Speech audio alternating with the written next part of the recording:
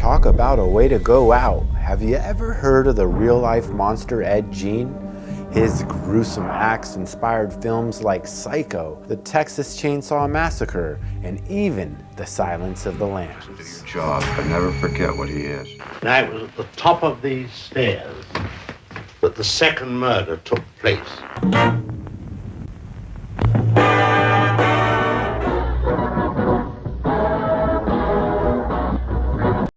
Curiosity seekers, there was thousands of them. The traffic was bumper to bumper. He took the skin of women particularly. He decorated furniture with it. Welcome to Grim World. I'm your host, Devin Roberts. Today, we discuss none other than Ed Gein. Sure, I know he's not as popular as Ted Bundy or even Dahmer, but many forget that his horrible crimes inspired films that will forever be a part of American history. Let's get into it. Gein was originally a midwestern farmer. His personal tragedies eventually led to pathological criminality.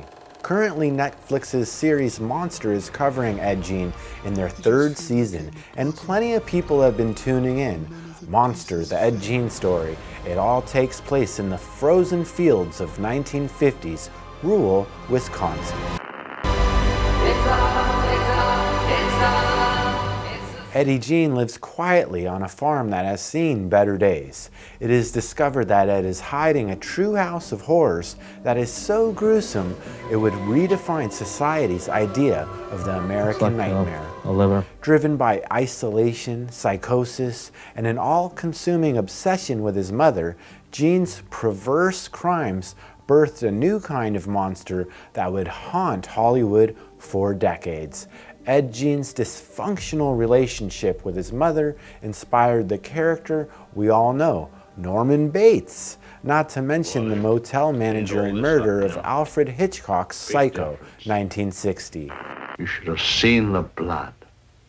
The whole place was, well, it's too horrible to describe. Now you see, Ed Gein's idea and habit of putting together costumes and furniture actually made out of human skin inspired Buffalo Bill, The Silence of the Lambs, and Leatherface, The Texas Chainsaw Massacre.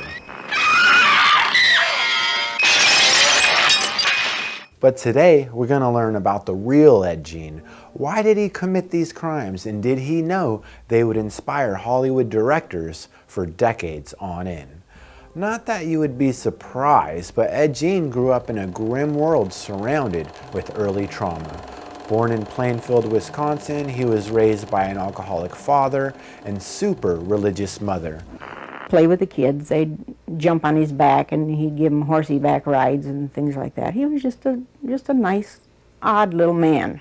According to Corrections 1 in Ed Gein, a 2001 film based closely on Gein's life, the killer's mother teaches her sons that all women, except her of course, are promiscuous, evildoers, and restricts her son's contact with the outside world. While Gein's father's abuse is explicit, his mother's is insidious. As the film portrays him, Ed Gein has never had a chance.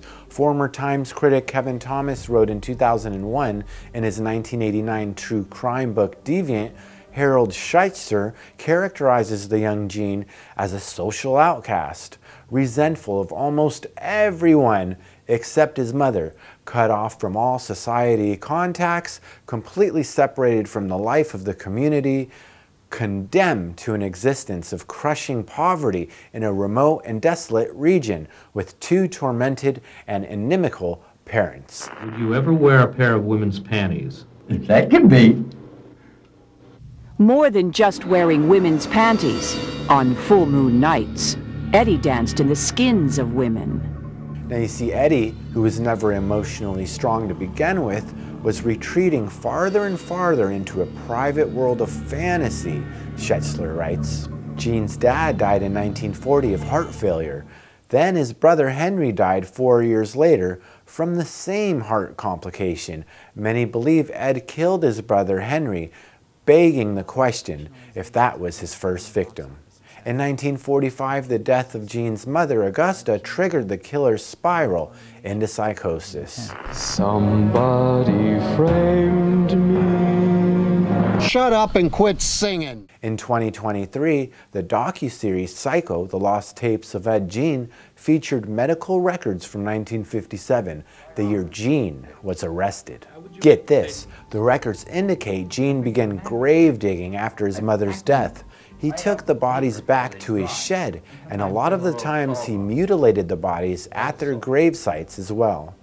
The records read, when questioned as to his reasons for doing this, he stated that it was because he wanted a remembrance of his mother. Gein also stated for a period of time after his mother's death, he felt that he could arouse the dead by an act of willpower. He claimed to have tried to arouse his dead mother by an act of willpower and was disappointed when he was unsuccessful. If you have a bird in the hand, you might squeeze him and kill him. What would you do with the sexual part? That was it. One was painted, they said. Oh, that one, when they dried, I just put the thing over it. The bird didn't like it, At this point, he's getting desperate. The corpses retrieved proved to be insufficient as surrogates for Gein.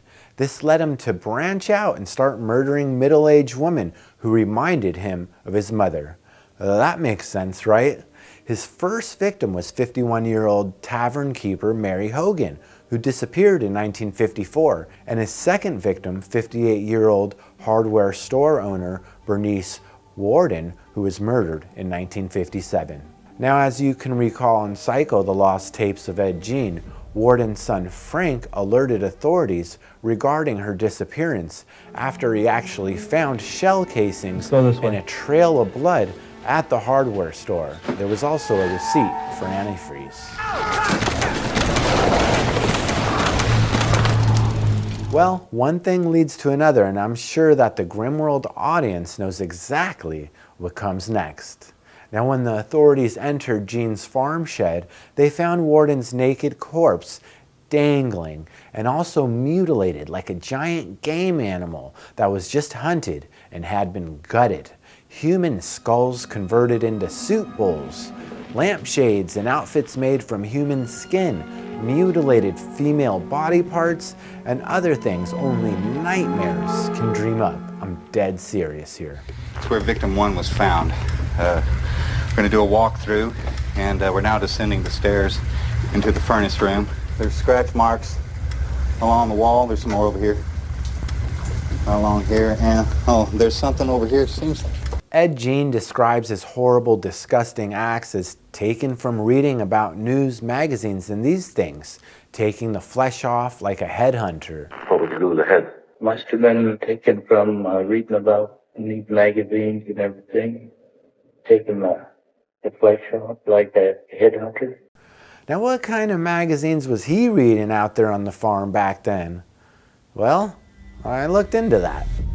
Forensic psychiatrist N.G. Barrell, who was on the Gein docuseries, said he was likely referencing to mid-century pulp magazines that laid out the atrocities carried out by the Nazis during World War II.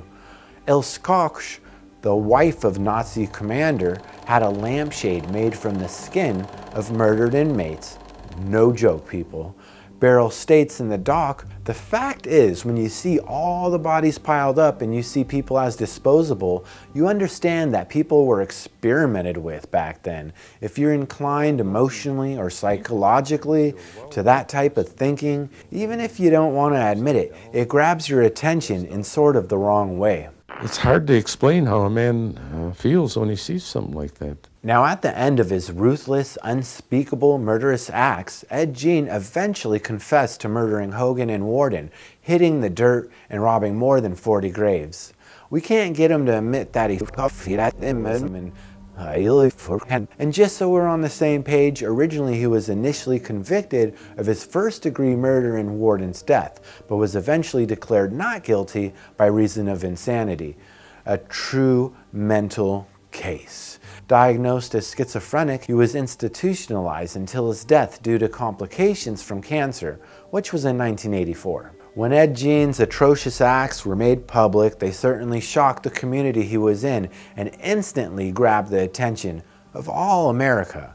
Joe Young Lee, who is a serial homicide researcher at the University of Toronto, states, "He's kind of a meek, unremarkable man who could have been your neighbor. And there's something eerie about that. That is disruptive to our collective ideas of what is a monster." Hamish McAlpine, producer of the 2000 film Ed Gein, is quoted, "Apparently there are 182 websites devoted to Ed Gein," McAlpine told The Times in 2001. There's even an Ed Gein fan club. You could buy Ed Gein memorabilia. You could buy a bust of Ed Gein ashtrays, and even Ed Gein calendars. Okay, so we're at the Ed Gein gravesite. We just happened to stop in Plainfield. Henry is his brother. Brother, yeah, because yeah. Here's brother Henry. So his gravestone. Ed. Why is his gravestone gone? Do you know? I don't know. So is that where the flower is? Where it's yeah. supposed to be that flower. That's cool. Mother. Father. Right, Seth? There was some red paint spilled. Looked like blood. Looked like blood on the carpet. Now, what would horror films be like without Ed Gein?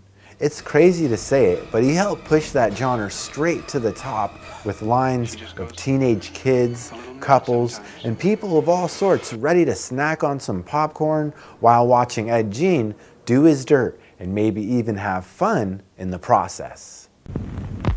Popcorn freshly popped and buttered. Look good? Sure, it looks good, and it tastes even better. Get some now.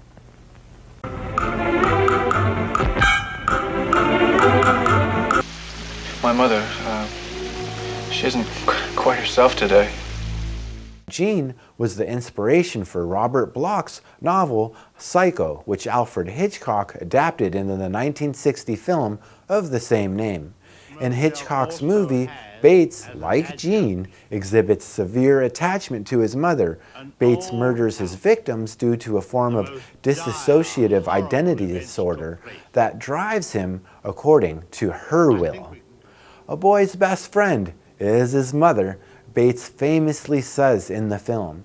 Gein is among the serial killers who The Silence of the Lambs '91 director Jonathan Demme said inspired his film's villain, Buffalo Bill, who, like Gein, skinned his victims. And don't forget the Texas Chainsaw Massacre, which sees the chainsaw wielding Leatherface sporting a mask made of human flesh. The indie horror film's director, Tobe Hooper, said that as a child, he heard Gein's story from his relatives who lived in Wisconsin. Hooper said in 2015 in an interview with director Brian D. Vogt, "They told us the story about this man who lived in the next town from them, about 27 miles or so, who was digging up graves and using the bones and skin in his house. To me, he was like a real boogeyman. That stayed in my mind." Ed remarked, "I'm glad it came out this way. I think it's better for me." You're the one who can't look away. And then he would go out that night and dig up the particular body. Full-bodied, refreshing hot coffee.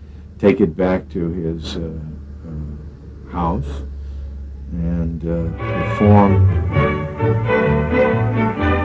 all kinds of surgical procedures on it. I bet it's a clue. Yeah, I bet. You'll never guess who they picked up for it. And I said, "Well, no, who?" And she said, "Well, Eddie Gein." And we both kind of laughed because we knew he wouldn't hurt a fly. Everybody has something they want to cover up. Well, now you know the real story of Ed Gein. He's a real dude, and all those movies are inspired by his real, horrific, true crime actions. This one gave me goosebumps, I'm not gonna lie. As always, thanks for tuning in. This is Grim World. Please subscribe and check out our Spotify. I'm out.